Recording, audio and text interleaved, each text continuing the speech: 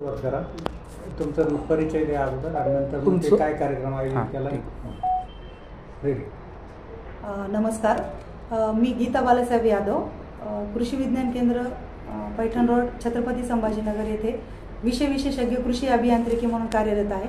मी 2013 पासून इथे कार्यरत आहे आणि आजचं जे प्रशिक्षण आहे हे वसंतराव नाईक मराठवाडा कृषी विद्यापीठा अंतर्गत जे कृषी अभियांत्रिकी कॉलेज आहे, कृषी अभियांत्रिकी कॉलेज तसेच CNH इंडिया आणि कृषी विज्ञान केंद्र अशा तिघांच्या संयुक्त विद्यमाने हे ट्रेनिंग आहे. या ट्रेनिंगमध्ये आपण ट्रॅक्टर चालक व मालक जे काही ट्रॅक्टरचे ओनर आणि चालक आणि ड्रायव्हर आहेत यांना सुशिक्षित करण्यासाठी, म्हणजे ट्रॅक्टरमध्ये जे होणारे ॲक्सिडेंट आहे ते कसे कमी करता येऊ शकतात. त्यानंतर जे नवीन अवजारे आलेत, आज बरेचशा शेतकऱ्यांना नवीन अवजारांची ओळख नाही, त्यांना ठराविक काही अवजारांची ओळख आहे. तर जेवढे काही आज उपलब्ध अवजारे आहेत त्या अवजाराबद्दल डिटेल माहिती, त्यानंतर एखादा मशीन आहे त्याच्यामध्ये जर बिघाड झाला तर ते त्यांच्या शेतावर स्वतः कशा पद्धतीने प्राथमिक स्वरूपात दुरुस्ती कशी करू शकतात याबद्दल प्रशिक्षण आहे. त्याच्यानंतर आज पॉवर टिलर, पॉवर वीडरचा वापर खूप कमी प्रमाणात आहे आणि तो वाढावा, ज्यामुळे की महिलांचे कष्ट आणि जे मजुरांची टंचाई आहे ती कमी होऊन आपल्या शेतकऱ्यांना या नवीन मशिनरीचा फायदा व्हावा याकरिता पॉवर टिलर, पॉवर वीडरची ओळख. तसेच आज स्प्रेअर, न्यूमॅटिक स्प्रेअर किंवा प्लांट नवीन फवारणी यंत्र आले तर त्या फवारणी यंत्राची ओळख व्हावी. तसेच ड्रोनबद्दल शेतकऱ्यांना माहिती आहे पण काही गैरसमजही आहेत की वापरावे की नाही वापरावे, कशा पद्धतीने वापरावे, याबद्दल थोडक्यात त्यांना माहिती होणार आहे आणि आपल्या जिल्ह्यातील शेतकऱ्यांना या प्रशिक्षणाचा नक्कीच फायदा होईल. त्यामुळे हे 3 दिवसाचं प्रशिक्षण 26, 27, 28 नोव्हेंबर रोजी कृषी विज्ञान केंद्र औरंगाबाद येथे छत्रपती संभाजीनगर येथे आयोजित केलेले आहे. किती विद्यार्थी आणि ते कुठले? इथे 25 प्रशिक्षणार्थी आहेत, तर 25 पेक्षाही जास्त येऊ शकतात. तर आज आमच्याकडे 35 प्रशिक्षणार्थी आलेले आहेत.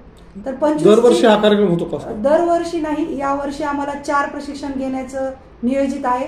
तर 2 झालेले आहेत और छत्रपती संभाजीनगरमध्ये. आज हे 3रं आहे आणि पुढच्या महिन्यामध्ये हे 4थं प्रशिक्षण आम्ही घेणार आहेत. यामध्ये 100 ते 150 शेतकऱ्यांना याचा लाभ होणार आहे. शेतकऱ्यांना नेमकं कसा काय फायदा होणार? फायदा म्हणजे त्यांना ओळख होणार आहे मशिनरीची. आज भाडे तत्वावर अवजारे केंद्र चालतात, पण त्या अवजारे केंद्रामध्ये ठराविक अवजार असतात, जसे की नांगर, पंजी, पेरणी यंत्र.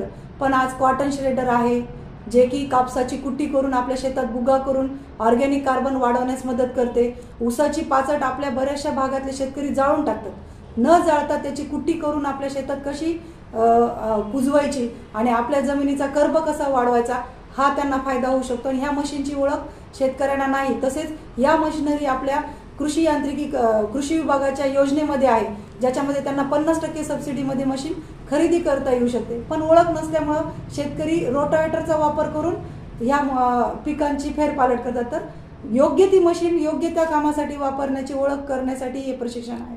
आणि कृषी विभागाच्या ज्या काही योजना आहेत, यांत्रिकीकरणाची योजना किंवा इतर योजनेचा सुद्धा शेतकऱ्यांनी कसा लाभ घ्यावा. त्यानंतर पोकरा योजना आज आलेली आहे, ज्याच्यामध्ये अवजारे बँकेला 60% सबसिडी आहे. तर याचा लाभ त्यांनी कसा घ्यावा याबद्दल आम्ही त्यांना मार्गदर्शन करतो. कृषी विभागाच्या अनेक योजना आहेत, परंतु शेतकरी त्याचा लाभ घेत नाही. त्याचं नेमकं कारण काय? म्हणजे त्यांना जास्त माहिती नसतं का कसं? नाही, लाभ घेतात, पण पर्टिक्युलर त्यांना जे मशीन माहिती त्याच मशीनचा लाभ घेतात. आज आपल्याकडे खूप मशीन अवेलेबल आहेत. जवळपास आपण जर पाहिलं तर रोटावेटर आहे, नांगर आहे, पेरणी यंत्रामध्ये टोकन यंत्र आहे, फवारणी यंत्र आहेत. आज फवारणी यंत्रामध्ये 4 लाखापासून तर 12 लाखापर्यंत फवारणी यंत्र आहेत.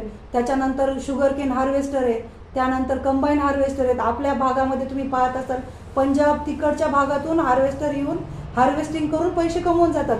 पण आपल्या शेतकऱ्यांनी त्या पुढाकार घेऊन अशा 25 लाखापर्यंतचे कंबाईन हार्वेस्टर विकत घेऊन भाडे तत्वावर चालवावा, हाच हेतू आहे की त्यांच्यामध्ये एक डेअरिंग यावी. वेगवेगळ्या योजनेमधून त्यांनी त्याचा लाभ घ्यावा आणि मोठ्या मशिनरीमध्ये सुद्धा भाडे तत्वावर अवजार केंद्र प्रस्थापित करून त्यांनी त्याचा लाभ घ्यावा, यासाठी सुद्धा या प्रशिक्षणाचा लाभ होणार आहे. आता ते अवजाराचं तुम्ही शासनाकडून दिलं जातं, त्याच्यामध्ये काही अनुदान वगैरे आहे का? काही प्रत्येक योजनेचं वेगळं अनुदान आहे. यांत्रिकीकरण असेल तर 50% सबसिडी आहे, पोकरा योजना असेल तर 60% सबसिडी आहे आणि इतरही योजना आहेत. त्या योजनेचा लाभ वेगवेगळा आहे. तर त्यांनी त्या विभागाशी संपर्क साधावा असं आम्ही त्यांना सुचवतो. या निमित्ताने शेतकरी बांधवांना काय आवाहन करणार? आम्ही या प्रशिक्षणाद्वारे मी एवढंच आवाहन करते की प्रत्येक ट्रॅक्टर चालक हा लायसन धारक असावा, जेणेकरून जे काही विविध ॲक्सिडेंट होतात ते कमी व्हावे. जो काही ड्रायव्हर आहे किंवा चालक आहे त्याला प्रत्येक अवजाराची टेक्निकल माहिती असावी, त्याच्यात होणारा बिघडही त्याला दुरुस्त करता यावा, जेणेकरून वेळेची बचत व्हावी आणि जास्तीत जास्त अवजाराचा वापर करून मजुराची टंचाईवर शेतकऱ्यांनी मात करावं, एवढंच मी सांगू शकते. चालेल, ओके, धन्यवाद.